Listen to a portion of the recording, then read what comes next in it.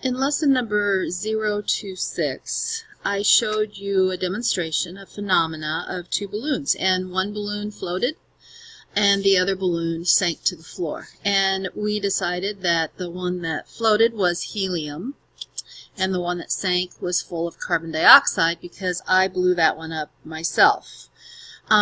You were asked to try to come up with an explanation for why one floats and why one sinks beyond the fact of just the name of the gas that was in each balloon. And so we also watched a little video that showed us the movement of atoms and molecules, and we learned that whether it's a solid, a liquid, or a gas, all atoms and molecules are in some kind of motion. We learned that in a solid, they're packed very closely together and they vibrate. Liquids are spaced a little bit farther apart. They kind of slide by each other. And gases are spread the farthest apart. They move very fast, and their movement is random. And you were asked to include those concepts in your model drawing of your explanation of floating and sinking.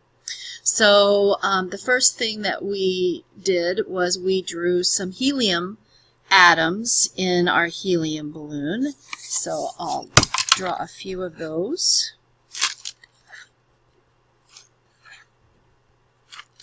And we talked about making sure that those atoms aren't compacted very close together.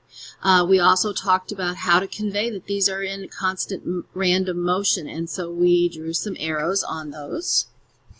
And so we'll draw this one going this direction, and maybe this one's going up. This one might be going down. This one might be going this way and this way. Okay? All right. Then in our other balloon, we have carbon dioxide molecules. So it was important to remember how to draw your carbon monoxide. It's our Mickey Mouse one. So I'll draw a few of those in here.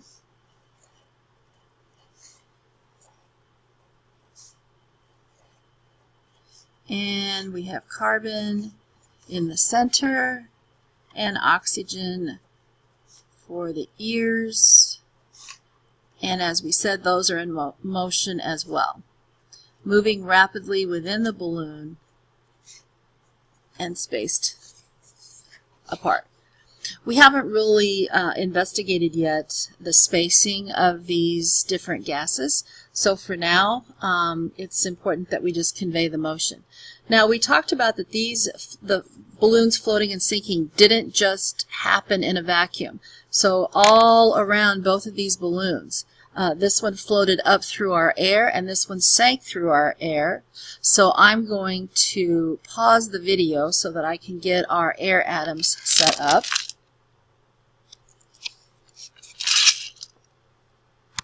Okay, so now I have all our air atoms drawn around our two balloons, and I made sure that I kept my ratios accurate for air.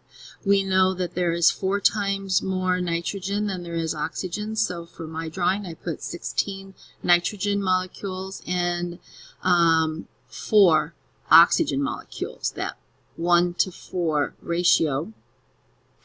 The next most abundant gas was argon, so I included 3 of those, 2 carbon dioxide, and then all of our other gases. But you can see here that I made sure that I used the arrows so that you could see that all of these are always in constant motion, and because of that they're knocking into each other. The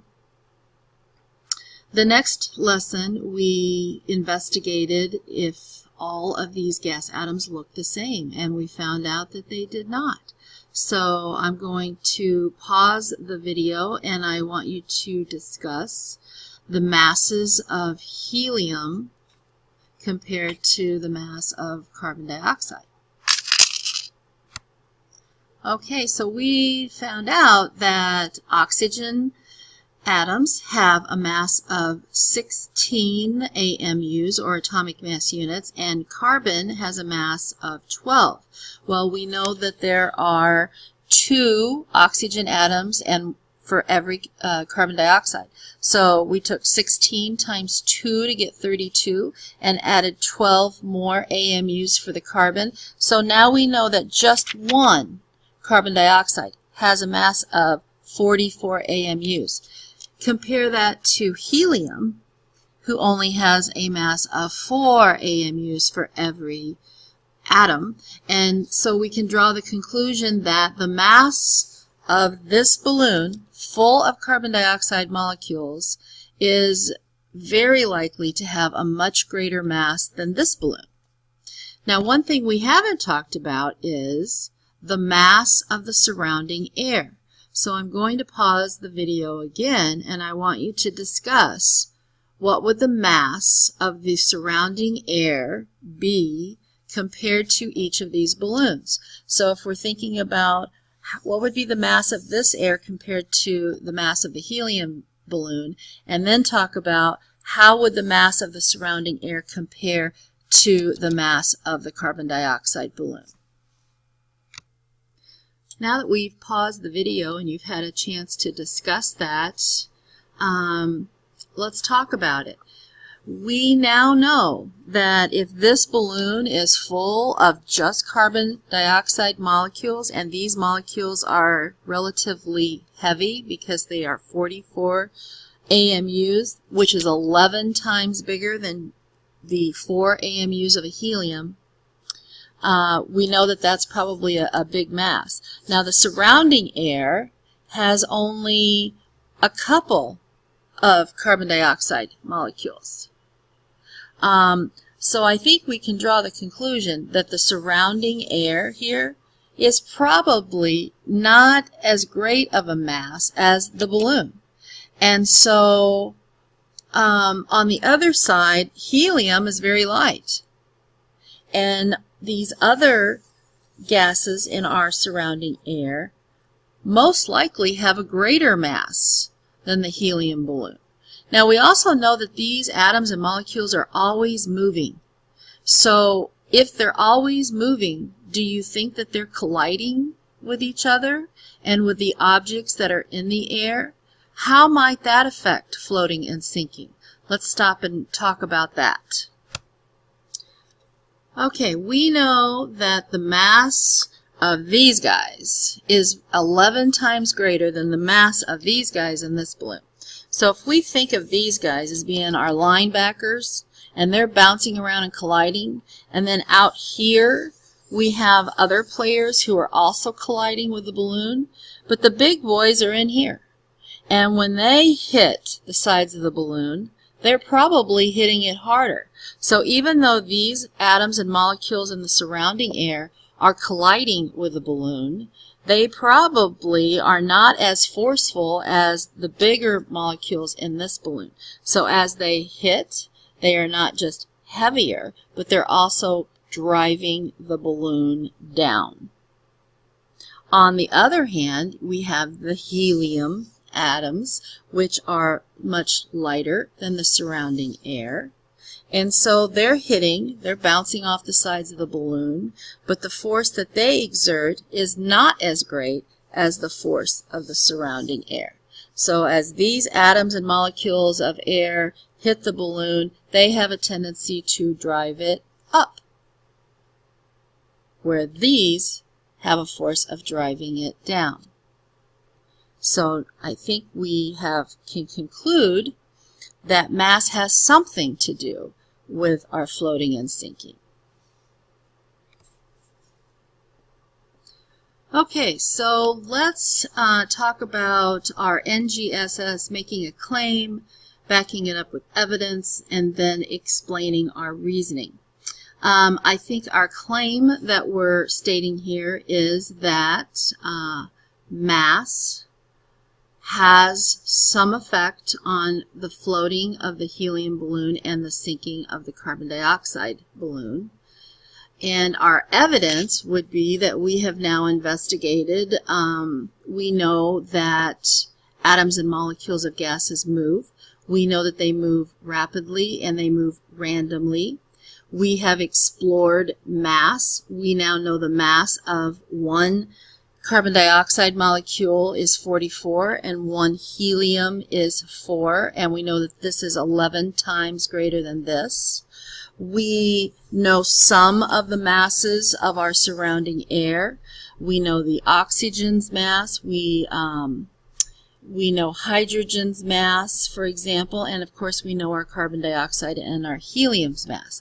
So we drew the conclusion, based on that evidence, that the mass of the surrounding air is not as great as the mass of the carbon dioxide balloon, and the mass of the helium balloon is less than the mass of the surrounding air. So now we're going to take that information and let's see if we can write an explanation for that. Let's stop and talk about it.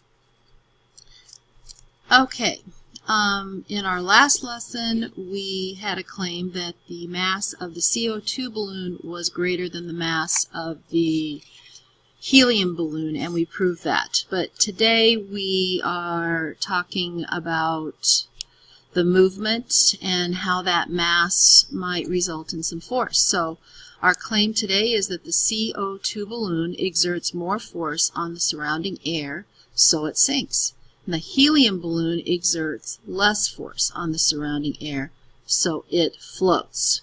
The next piece that we're going to put in is our evidence. The evidence from our data collection shows us that the mass of one CO2 molecule is 44 AMUs, and the mass of one helium atom is only 4 AMUs.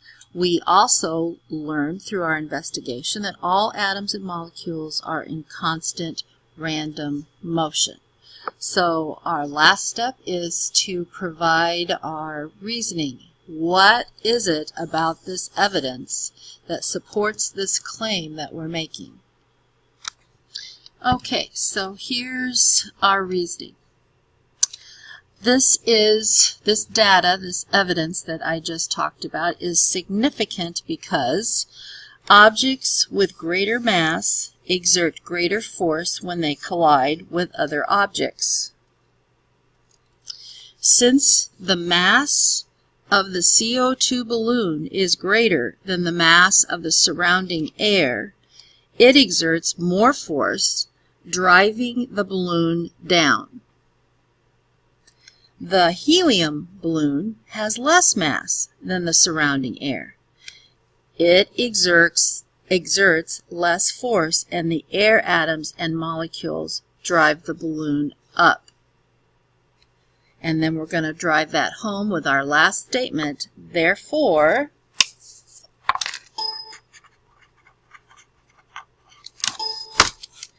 the mass of each balloon has an effect on floating and sinking.